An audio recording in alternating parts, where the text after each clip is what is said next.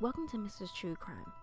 Today's video is an in-depth look into Barnett Davenport and the Mallory family murders. It's a tale of bloodlust and betrayal. If you are triggered by anything dealing with brutality or harm to children, feel free to click off this video. Perhaps check out my gaming channel, Retell Me Games, for some lighthearted content. If not, I'm Nicole. Let's get started.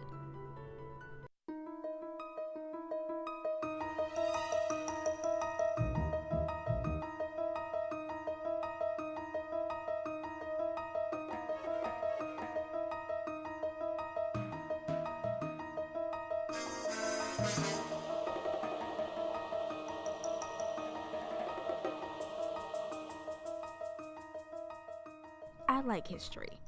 And no, not in a cool, now I know enough to pass a class kind of way, but in a, well, I didn't see that coming kind of way. For example, have you ever heard of the American vampire panic? It dates back as far as 1700s in Minnesota, but most of the chaos took place in New England in the 1800s. You see, during this time there was a massive outbreak of tuberculosis, and usually when one family member fell ill, as did the rest, to the point where they began to claim the early victims as vampires, coming to suck the life out of everyone. And if there's one thing the Vampire Diaries has taught me, is that to kill a vampire, you stake them through the heart, which our New England friends did. They would exhume the body of the deceased and take out their heart and burn it, sometimes inhaling the smoke as a cure. Others just turned the deceased over and left well enough alone. Needless to say, this didn't cure anyone of tuberculosis, but I'm sure it made for interesting dinner conversations. When we look at the past, we are also looking at glimpses of what the future could be. You may think that now no one would exhume their dead relative's body in search of a cure to a disease, but I'm also sure in the late 1700s, no one thought that murder came in masses. Historian and author Michael John Calavero uncovered what has been recorded as the first mass murder in American history.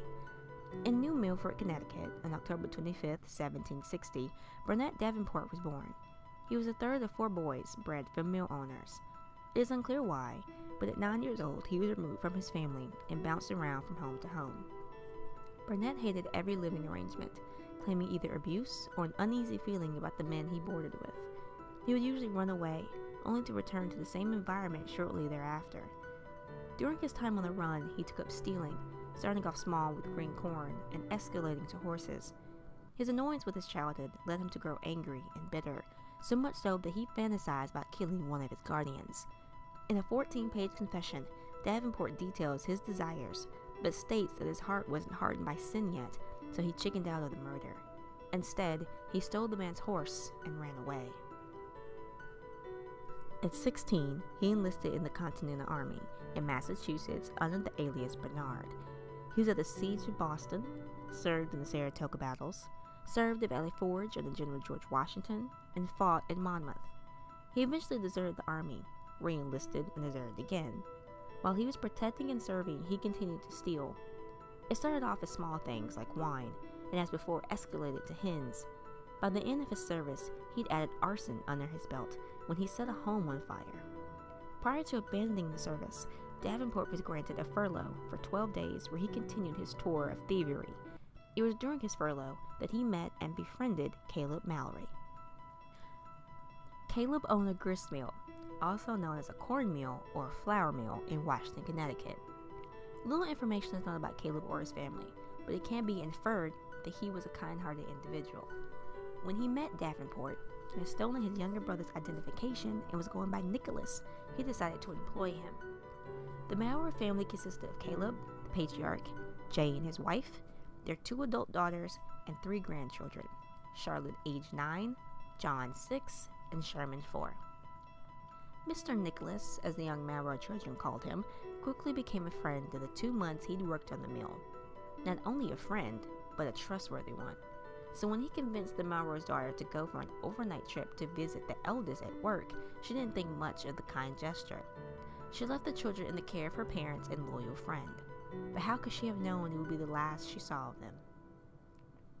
According to Davenport, he planned the murder a week in advance. He claimed he was haunted by the thoughts of murder, and that the desire was outweighing his sanity. On the night of February 3rd, 1780, Barnett Davenport crept into the house where the family was sleeping with a swingle in hand. Caleb, Jane, and Charlotte were asleep in the same room, with separate beds. Caleb was closer to the door, while his wife and eldest grandchild slept nearby, sharing the bed. Before he attacked the family, he rifled the daughter's belongings in search of money, but couldn't find it. Getting only a small portion of what he deemed valuable, he attacked Caleb first. He struck him twice as Jane woke up, then seeing her, hit her twice on the head. Jane wasn't dead, but in shock. Trying to protect his family, Caleb sprang up, but Davenport once more attacked him. Either it was too dark in the room, or the blow to his head caused confusion, but Caleb couldn't make out who was attacking him. He asked why he was being attacked and who the attacker was, as Davenport continued to hit him. As he began to give up fighting, he called out to his wife, who held her granddaughter and wept. The final blow to Caleb had so much force, the swingle broke. Davenport grabbed a musket nearby and took to attacking Jane until she was still. He states he didn't feel anything when he killed the adult Malloys, but when he had to strike Charlotte, he felt intense remorse. Yet, he took the butt of the gun and hit her until she died. Grabbing a candle, Davenport began to ransack the residence, looking for money or anything of value.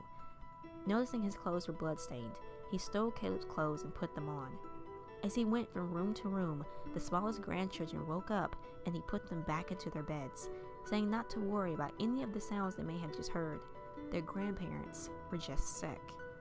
After this, he set small fires all over the house until the Mallory's land was ablaze, the bodies of all 5 perishing inside. Davenport left the scene, assuming that when the police saw the flames, they would assume he died. And they did, until they counted 5 bodies.